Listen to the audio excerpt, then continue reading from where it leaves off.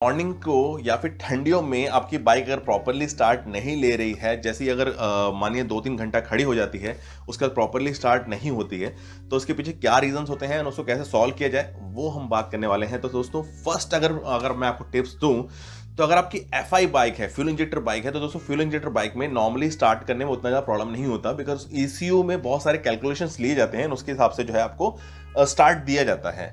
ठीक है, but carburettor वाले मॉडल्स में दोस्तों क्या होता है, ट्यूनिंग कभी कभी जो होती है वो गर्मी के हिसाब से सेट होती है और आपको ठंडी के हिसाब से थोड़ा सा जो है उसको रिच ट्यून कर देना चाहिए। अब रिच ट्यून क्या होता है वो हम बात कर लेते हैं दोस्तों। दो तरह के ट्यूनिंग की जाती है नॉर्मली, एक होता है लीन ट्यून और एक होता है रिच ट्यून। दोस्तों रिच ट्यून जो होता है उसमें क्या होता है, आपको मालूम है कि कार्बोरेटर जो है वो इंजन तक फ्यूल एंड एयर का मिक्सचर जो है वो देता है। दोस्तों अगर आप की बाइक जो है प्रॉपरली स्टार्ट नहीं ले रही ठंडी में, तो आपको क्या करना चाहिए, थोड़ा सा पेट्रोल की मात्रा इंक्रीज कर देनी चाहिए। मतलब आपको जो है, अगर आपके बाइक में जो मिक्सचर स्क्रू है, मिक्सचर स्क्रू के अगर थ्रेड्स अगर बात करें, तो अगर आपने 3 थ्रेड्स के आसपास कर रखे हैं, एग्जांपल दे रहा हूं, अपने अपने जो यूजर मैनुअल उसमें आप पढ़ सकते हैं, 3 थ्रेड के हिसाब से अगर आपने किए हुए हैं तो उसको 3.5 या 4 थ्रेड्स को कर दीजिए, ताकि आपका जो पेट्रोल की मात्रा है वो इंक्रीज हो जाए एंड आपको एक अच्छा स्टार्ट जो है वो मिल सके, एंड ये बार बार जो स्टार्ट करने वाला प्रॉब्लम है ना वो नहीं मिलेगा। एंड लीन में क्या होता है दोस्तों, लीन में आप जो है उसको कम करते हैं, थ्रेड्स को कम करते हैं। मतलब अगर आपको अच्छी एवरेज चाहिए, अच्छी माइलेज चाहिए, तो आप उसको 2.5 या 3 तक जो है वो रख सकते हैं, तो उसको लीन मोड कहा जाता है। तो मैंने इस पे ऑलरेडी एक डेडिकेटेड वीडियो बना रखी है। बस दोस्तों रिच अगर आप ट्यूनिंग करवाते हैं तो थोड़ा सा माइलेज जो है इफेक्ट करता है, बट वो हल्का सा होता है, आपको अच्छा स्टार्ट मिल जाता है, बिकॉज दोस्तों आपके इंजन में प्रॉपर जो है वो तेल जा रहा है, तो कंबशन आपको अच्छा मिलेगा, जल्दी मिलेगा।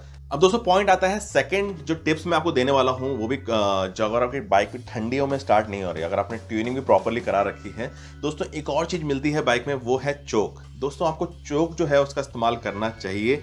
अगर आप जो है 4-5 घंटे बाद जो है बाइक को स्टार्ट कर रहे हैं, तो चोक क्या करता है, जो पेट्रोल का फ्लो है वो अच्छा इंजन में देता है, ताकि आपकी बाइक जो है वो प्रॉपरली स्टार्ट हो सके। एंड दोस्तों अगर आपकी एफआई बाइक है, खासतौर से रॉयल एनफील्ड की जो BS6 नई बाइक्स हैं, उसमें तो ऑटो चॉक सिस्टम आ चुका है। ऑटो चॉक सिस्टम में क्या होता है, पहले से ही जब बाइक स्टार्ट होगी तो एक अच्छा अमाउंट ऑफ फ्यूल जो है उसके अंदर जाता है, इसीलिए जो BS6 बाइक्स हैं उसकी माइलेज जो है थोड़ी सही नहीं मिल रही है। मतलब जो पुरानी वाली कार्बोरेटर मॉडल थे तो 40 तक निकाल देते थे, बट अभी जो नई BS6 मॉडल है वो उतना नहीं निकाल पा रही हैं।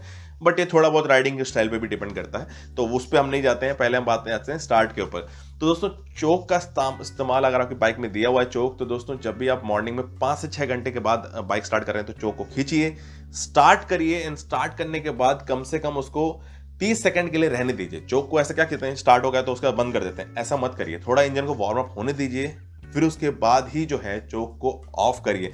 चोक में आपको बाइक जो है वो नहीं चलाना है। ज़्यादा फ्यूल जाने की वजह से आपकी जो फ्यूल इकोनॉमी है, मतलब आपकी जो माइलेज है, उस पर इफेक्ट पड़ता है और मिसिंग की प्रॉब्लम जो है आपको ज़्यादा देखने को मिलती है। ज़्यादा कंबशन जो है वो हो रहा था इंजन में, तो वो आपको नहीं करना है, तो चोक को ऑफ कर दीजिए।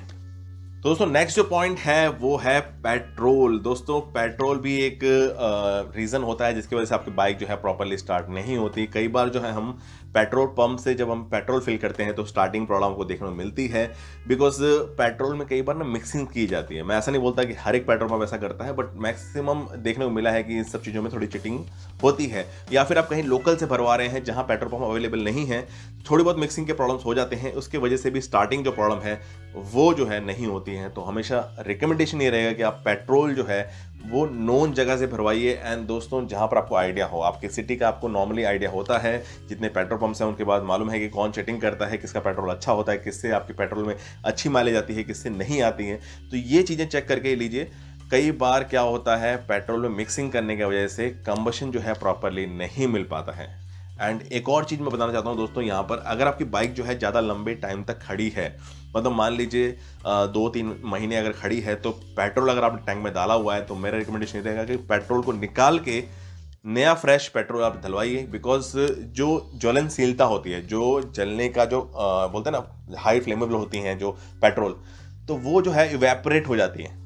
ठीक है, तो हमेशा रिकमेंडेशन ये रहता है कि अगर आप 1 से 2 महीना, 3 महीना, 4 महीने रखने वाले हैं, तो पेट्रोल चेंज करिए और फ्रेश पेट्रोल डलवा के बाइक को स्टार्ट करने की ट्राई करिए। दोस्तों नेक्स्ट जो पॉइंट है वो है सर्विस को लेके। दोस्तों सर्विस तो आपको मालूम है, अगर आप सर्विस प्रॉपरली नहीं कराएंगे तो आपकी बाइक भी स्मूथ रन नहीं होगी, आपकी बाइक प्रॉपरली स्टार्ट भी नहीं होगी।